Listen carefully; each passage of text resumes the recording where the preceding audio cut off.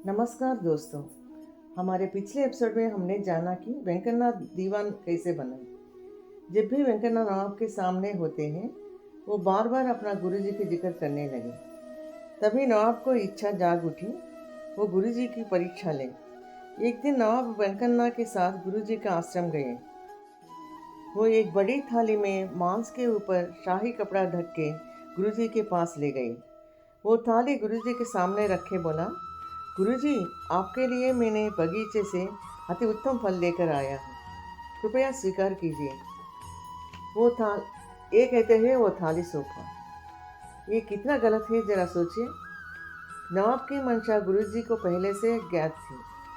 गुरुजी हंसते हुए कहा, बहुत स्वादिष्ट फल होगा, श्री रामार्पणमस्तु।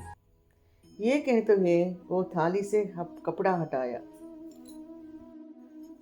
तभी थाली को देखते हुए नवाब की पैरों तले जमीन खिसक गई। पूरी थाली बहुत ताज़ा ताज़ा फल, आम, अमरूद और सेब से भरी हुई थी। मतलब गुरुजी का हाथ लगते ही मांस भी शाकाहारी फल के रूप में बदल गया। नवाब को अपना अपराध समझ आया। इतना महात्मा को अपमानित करने के लिए वो जो किया, उनके मन में बहुत पश्चाताप हुआ। वो रोते हुए गुरुजी के पैरों पर गिर पड़ा।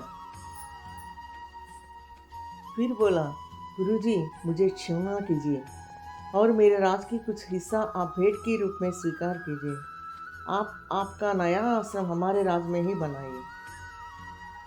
गुरुजी उन्हें क्षमा करते हुए कहा, इतना सारे जमीन का हम क्या करेंगे, हम सन्यासी लोग हैं। आपके राज में मंचाला नाम के एक छोटा सा गांव है। उस गांव में एक बड़ा पत्थर है। राम जी सीता माई के साथ वनवास करते हुए उस पत्थर के ऊपर विश्राम किया था। अब मेरी समाधि का वक्त नज़दीक आ रहा है। आप वो गांव मुझे भेंट कीजिए। उसी पत्थर के ऊपर मेरी समाधि बनेगी और एक नया मंदिर भी बनाएंगे। गुरु जी का ये सुझाव नवाब ने स्वीकार किया और खुशी खुशी जागीर के रूप में वो गांव गुरु जी को भेंट किया था।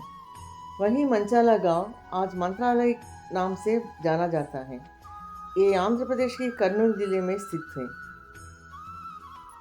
अब चलिए गुरु जी की कृपा की और एक घटना जानते हैं। एक बार गुरु जी तिरुपति बालाजी के दर्शन के लिए अपने शिष्यों के साथ निकले। रास्ते में रात होते ही सब लोग एक हनुमान मंदिर में रुके। सब मिलके भजन करने लगे। इतने में बहुत बुरी हाल में एक भिखारी आया। वो अपना बुरी हाल से शर्मिंदा होते हुए दूर से ही गुरुजी को प्रणाम किया।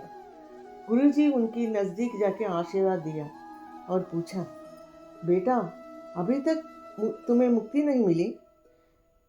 तभी वो भिखारी रोते हुए बोला, गुरुजी, मुझे जल्दी मुक्ति दीजिए, मुझे ये जिंदगी बहुत मुश्किल लग रही है। तभी गुरुजी ने कहा, अपने झोली से पैसा निकाल के थोड़ी राई खरीद के लाओ। उन दिनों में गुरुजी का चतुर्मास व्रत चल रहा था।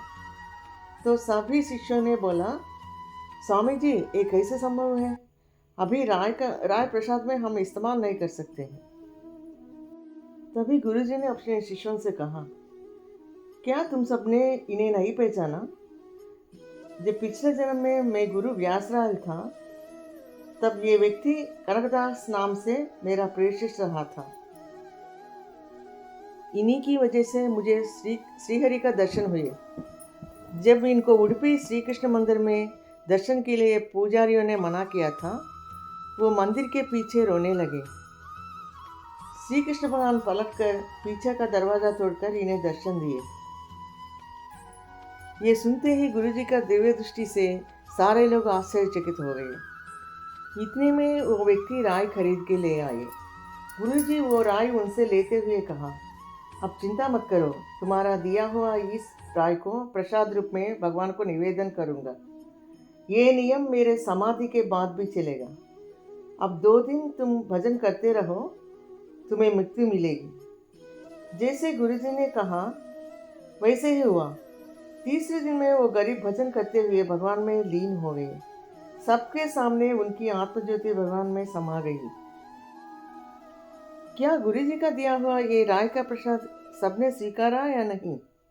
ये प्रसाद के ऊपर एक विचित्र घटना हुई। ये जानने के लिए आप हमारे अगला एपिसोड जरूर देखिए। धन्यवाद।